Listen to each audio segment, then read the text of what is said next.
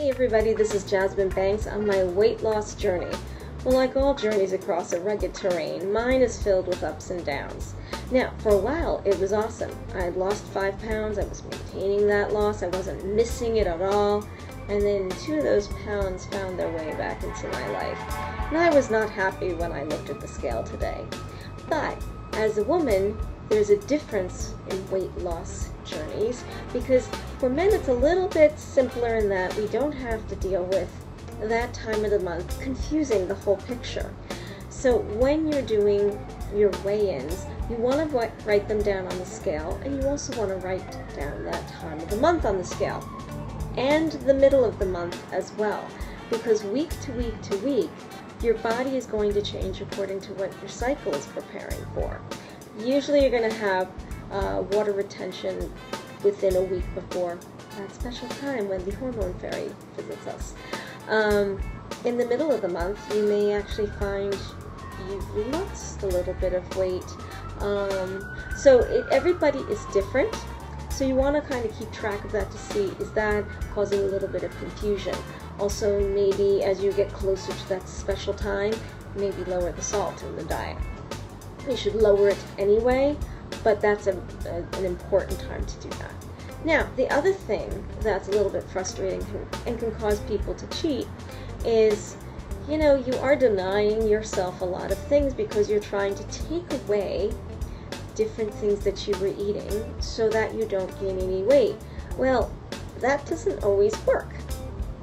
I personally think that it's better for the most part to scale down what you're eating first and see if you can lose the weight and maintain your goal weight based on that. I find there's just certain things I want. I want pizza, so I buy the mini pizzas, and maybe I just need to have one of them. In my case, one is enough. For someone else, maybe it's 2. You have to look at what the calorie count is and then have it with something else. Maybe it's a salad, maybe it's a piece of fish, whatever it is.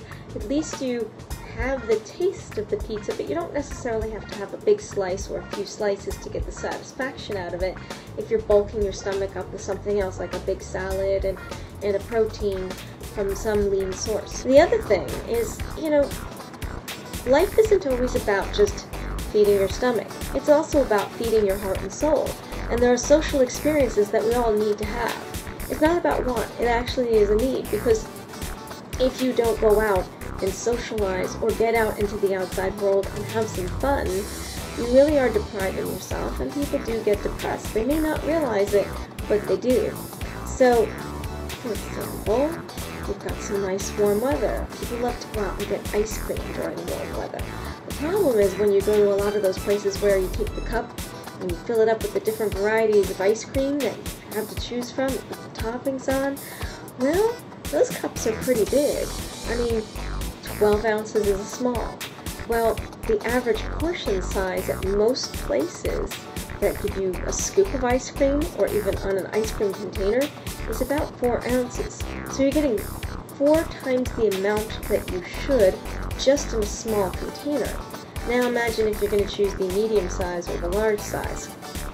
So I came up with a solution of my own because I noticed my eyes are not good measuring cups. The second I start trying to fill the small part way up, it doesn't work. Bring your own 4-ounce cup, fill it up with what you want when it comes to ice cream. Try to limit your toppings because that's where the real calories are. It's less calories and it's less money in the end. This dessert ended up being 130 calories worth of ice cream.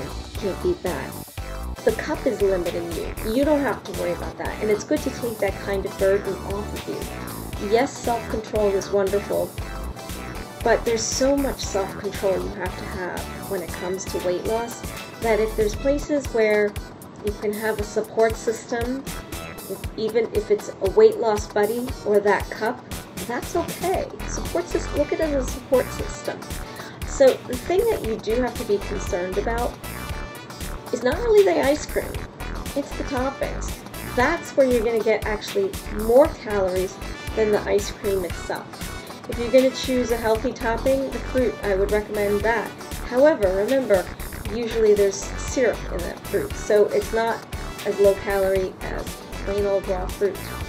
So if you can have the strength to just go for the ice cream itself, you're much better off. Or if you really need the taste of, the mini peanut butter cups, if you can get away with putting 1 or 2, that's fine. But 1 ounce of the mini peanut butter cups can be as little as, and more so usually, 160 calories. So you have to ask yourself if those toppings are really worth it. I recommend when you go out to a restaurant, you can ask them for a bread dish or their smallest plate, and when your dinner comes out, you cut off whatever, cut off a piece of meat, your pasta, whatever it is that you've ordered, and you put the portions onto the plate and ask them to wrap up the rest of it right away. Don't leave it there because you're going to cheat.